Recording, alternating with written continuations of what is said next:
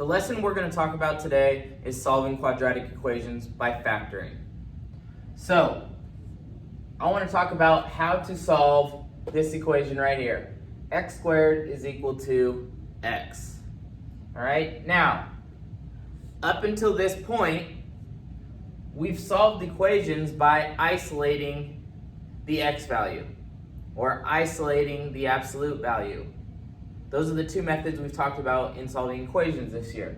But this is a little different because we have an x squared and an x, and we're asked to solve for x. There's not even any numbers in this. Okay? So, if we think about this in everyday language, we have what number squared is equal to itself. Alright, and a lot of students, when they first get this question, say, okay, I can kind of think about that, but I'm not quite sure what's going on, so let me try and square root this. Alright, so they take a square root of both sides and they get the square root of x squared is x. X is equal to the square root of x. So then the question is, well, what do I do here? Now I have what number is equal to the square root of itself? And now some people can kind of get the answer from there and they say x is 1. Okay? And I say, well, you're half correct, but you're not fully correct. So I want to investigate kind of why this is not fully correct. And to understand the reasons why the solutions are what they are, you have to first understand the zero product property.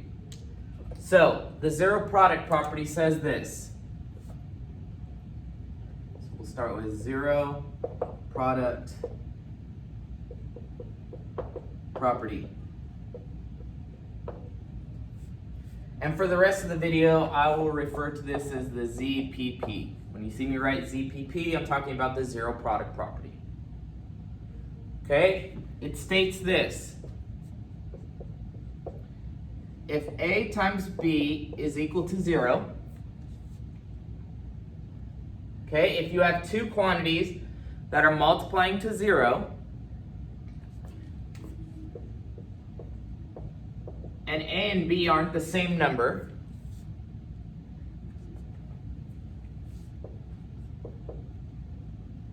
then what conclusion can we make? Well, the only way to multiply to 0 is if one of these two quantities are 0. So then, A is equal to 0, or B is equal to 0. Alright, so if that doesn't make sense to you, pause the video and think about it. The only way to multiply to a 0 is if one of the quantities is 0. Okay? So, now I revert back to this. How does this help us answer this question? Well, we see that isolating x isn't available in this problem because we have an x squared and an x and we can't combine them in any way. So here's the process. We get a 0 on one side. I want to set up this situation. I want to have a product between two quantities equal to 0. So I'm going to actually move the x's all to the same side. So I'd have x squared minus x is equal to 0. Now at this point, I don't have the zero product property set up. I don't have a product on the left side of my equation. So how can I do that? Well, if you think about what we've been practicing for the past week, we've been practicing factoring. And factoring takes something that's a sum or a difference and makes it a product. Alright, so we can factor out a greatest common factor from x squared and x. That is x. X would be the GCF. And then what's left is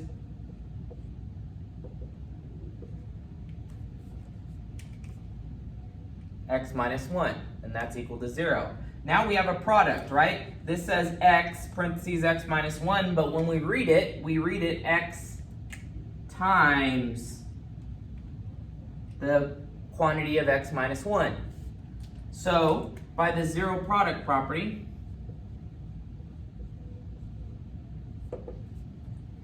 either x has to equal 0 or x minus 1 has to equal 0. So let's see. Well, here's a solution. We have x equals 0, or in the second case, x is equal to 1. So let's do a little check. All equations in algebra can be checked by plugging in your answers into this original equation. So if x equals, there's kind of two cases here. If x equals 0, okay, plugging in for x in our original equation leaves 0 squared equals 0. Is that true? I'm questioning, is that true? Well, obviously, yes. 0 squared is 0. So that checks out. If x is equal to 1, then we have 1 squared equals 1, which checks out again.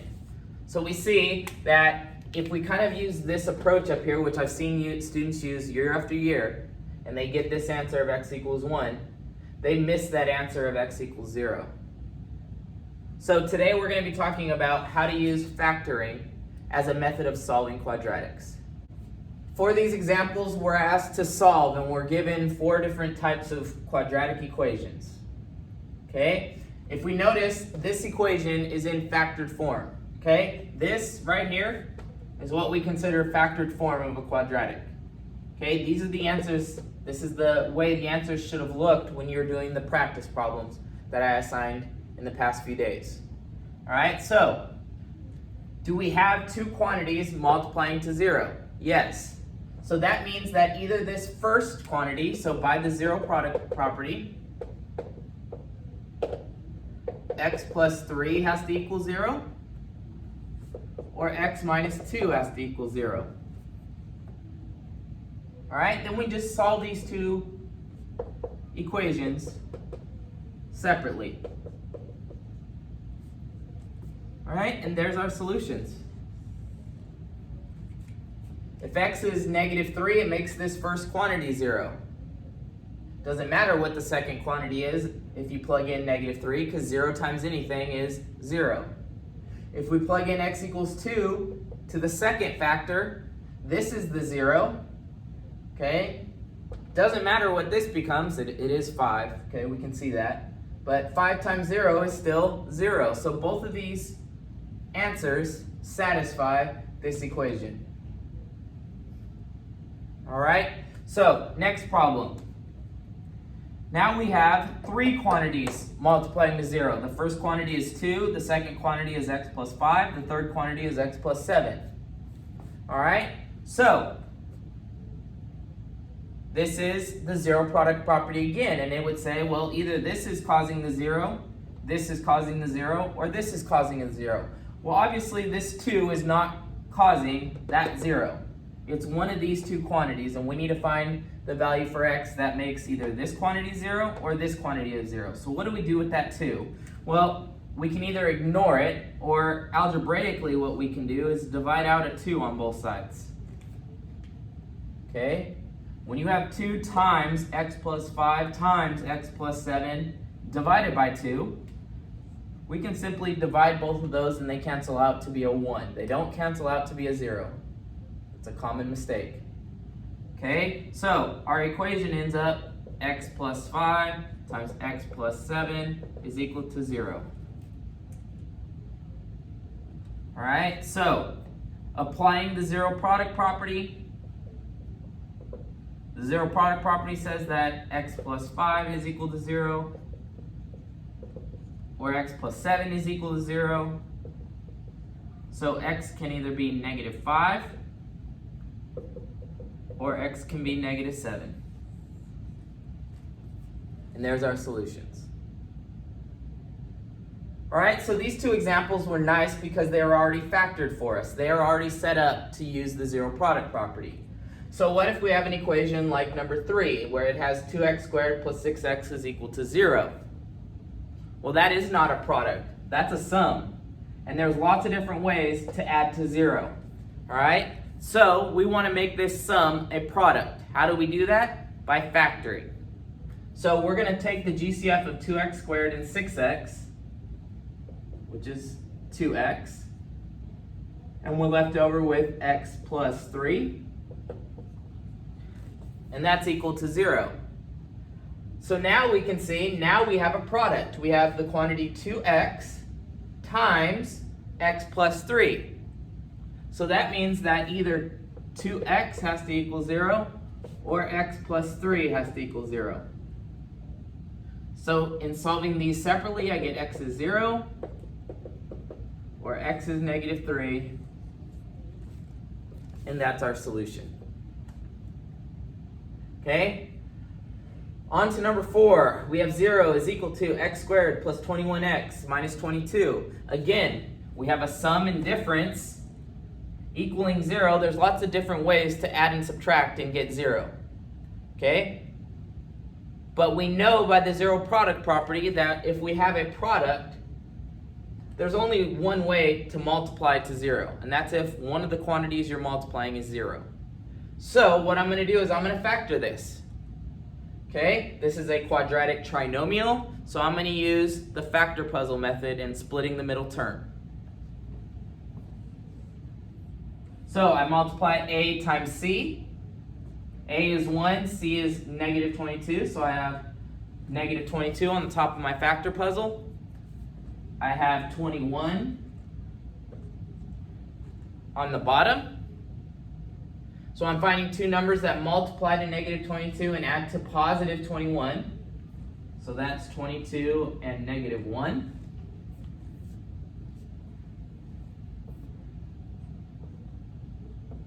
Then I'll have x squared plus 22x minus x minus 22.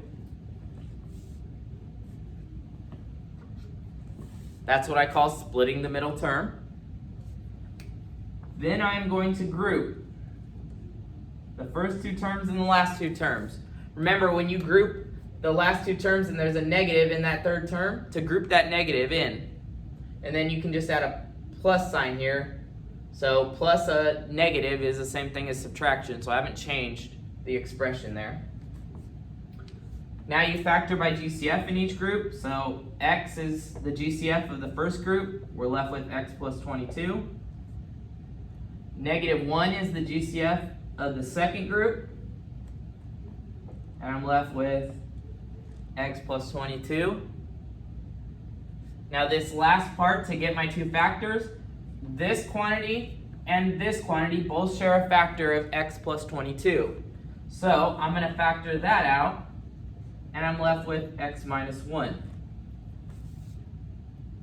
Now I'm in factored form. Now I apply the zero product property, which says x plus 22 has to equal 0, or x minus 1 has to equal 0. So x is negative 22, or x is 1. And that equation is solved.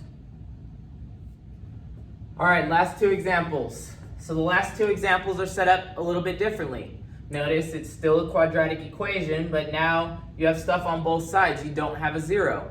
So your first step is going to be get a 0 on one side of the equation. So what I'm going to do is I'm going to move the 2x to the left and the 38, over to the left. So I'd end up with x squared. If I subtract 2x, it combines with the 8x and makes positive 6x. And subtracting 38 leaves me with negative 55. And now I have the equation set equal to 0. I'm trying to satisfy the requirements of the zero product property. So I'm not there yet because I don't have a product on the left side, so I need to create a product out of this via factoring. So a times c is negative 55. B is 6. All right, so those two numbers, I'm looking for two numbers that multiply to negative 55 and add to 6. That would be positive 11 and negative 5. So I take that 11 and negative 5 and I use that to split 6x. I split it into 11x minus 5x minus 55, and that is still equal to 0. Next, I group.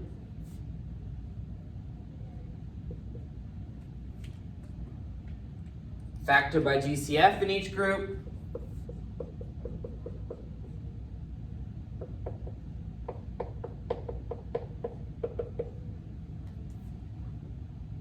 Okay, remember when you're factoring, the stuff in parentheses should always be the same, because that's what allows you to factor by a GCF one last time at the end. So they both share x plus 11. The other factor is x minus 5. Okay, so by the zero product property, x plus 11 is 0, or x minus 5 is equal to 0.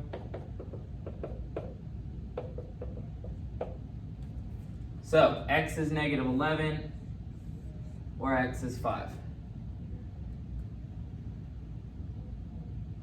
All right, next problem.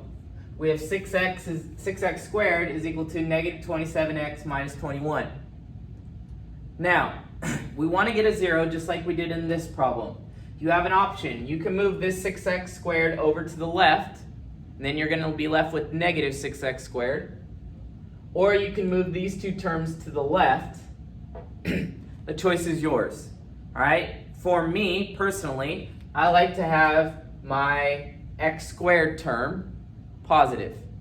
All right? So I'm going to move these over to the left. And what I'm going to end up with is 6x squared plus 27x plus 21 is equal to 0. So now we need to factor because we need to create that product.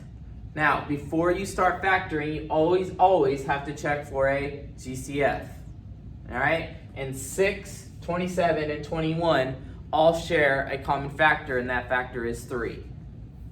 So I factor out a 3, and I'm left with 2x squared plus 9x plus 7 equal to 0. All right, so that 3, I can either deal with it at this point and say, well, in algebra, if I do something to one side, I can just do it to the other side, and that's okay. So I can just divide out a 3. And that 3 divided by 3 becomes a 1. So I don't need to write 1 times that. I can just write 2x squared plus 9x plus 7. Right? Multiplying everything by 1 won't change it. And then the right side of the equation just becomes 0. All right? Then I just have to factor 2x squared plus 9x plus 7. So I'm going to use the factor puzzle. And I multiply a times c. 2 times 7 is 14. I need to add to 9. So my numbers are 2 and 7. So rewriting this expression on the left, I have 2x squared plus 2x plus 7x plus 7 equal to 0. All right? Then you group.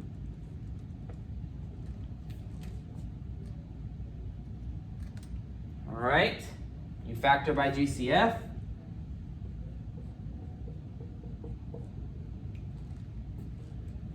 Factor by GCF again. So the GCF on the second group is 7. So our factors are x plus 1 times 2x plus 7.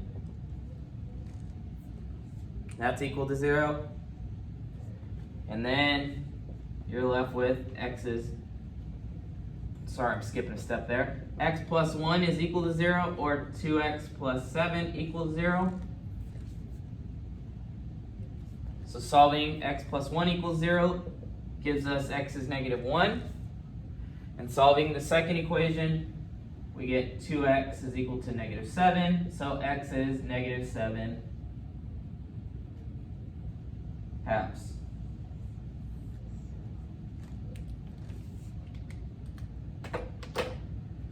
All right, so this is solving by factoring. It's a method in which we can solve quadratics, and it uses the zero product property. Let me know if you have any questions, and have a good day.